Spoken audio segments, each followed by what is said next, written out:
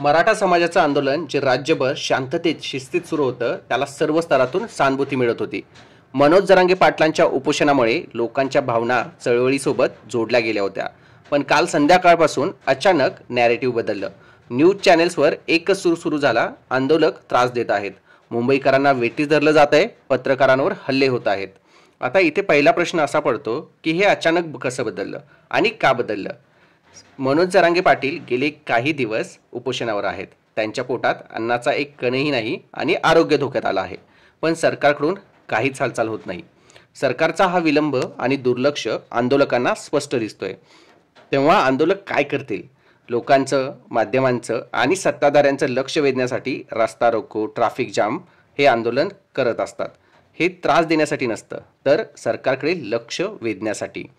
इथेच दुसरी महत्त्वाची गोष्ट सर्वांच्या समोर येत आहे की मुख्यमंत्री देवेंद्र फडणवीस मुंबईतील मोठ्या मीडिया हाऊसला भेटले. गणेश दर्शनाचा बहाणा सांगितला गेला, पण त्या भेटीत नक्की काय झालं हे फक्त त्यांनाच माहिती आहे.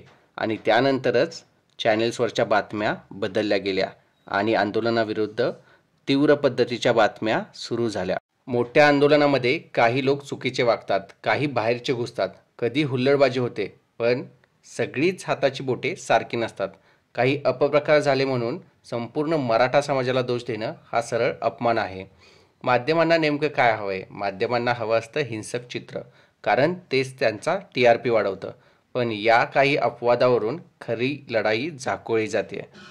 हो, इथे एक आणखीन मुद्दा महत्त्वाचा आहे, महिला पत्रकारांच्या बरोबरच्या गैरवर्तनाचा. महिला पत्रकाराबरोबर गैरवर्तन झालं ही गंभीर बाब आहे. कोणीही कुठेही कोणत्याही महिलेसोबत गैरवर्तन केलं तर ते निंदनीयच आहे. लाखोंच्या गर्दीत घडलेल्या घटनेला लगेच मराठा आंदोलक अशा पद्धतीचं शिक्कामोर्तब करणं कितपत योग्य आहे? कधीकधी बाहेरचे लोक मुद्दाम घुसतात आणि वातावरण खराब करतात आणि मग मीडियाला हवा तो मुद्दा मिळतो. यात अजून एक कोइन्सिडन्स लोकांनी पाहिला आहे. त्या महिला पत्रकारांना आणि त्यांच्या पतींना मुख्यमंत्र्यांच्या निकटवर्तीयांशी जोडले जात आहे. हा फक्त योगायोग आहे की काही वेगळं समीकरण? म्हणून लक्षात ठेवा, आंदोलनाची खरी ओळख हुल्लडबाजी नाही. आंदोलनाची खरी ओळख आहे लाखो लोकांचं शिस्तबद्ध, शांत आणि संयमानं झालेलं लढणं. मनोज जरांगे पाटलांच्या नेतृत्वाखालील स्पष्ट मागणी आणि त्यामागचं ध्येय साध्य करायचं असेल तर या आंदोलकांना धैर्य आणि शिस्तीमध्येच राहावं लागेल.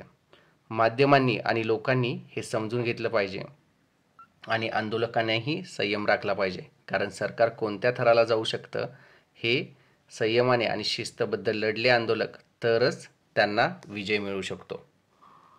सरकारचं दुर्लक्ष, माध्यमांचं नॅरेटिव्ह आणि काही अपवादात्मक घटना यामुळे संपूर्ण आंदोलनावर बोट ठेवलं जात आहे. पण खरी बाजू अशी दिसते की हा समाज आपला हक्क मागतोय, शांततेत, संयमाने आणि ठामपणे. मित्रांनो, तुम्हाला काय वाटतंय? हा नॅरेटिव्ह बदल फक्त योगायोग आहे का की योजलेली योजना आहे? कमेंटमध्ये लिहा. आमच्या चॅनेलला सबस्क्राईब करा.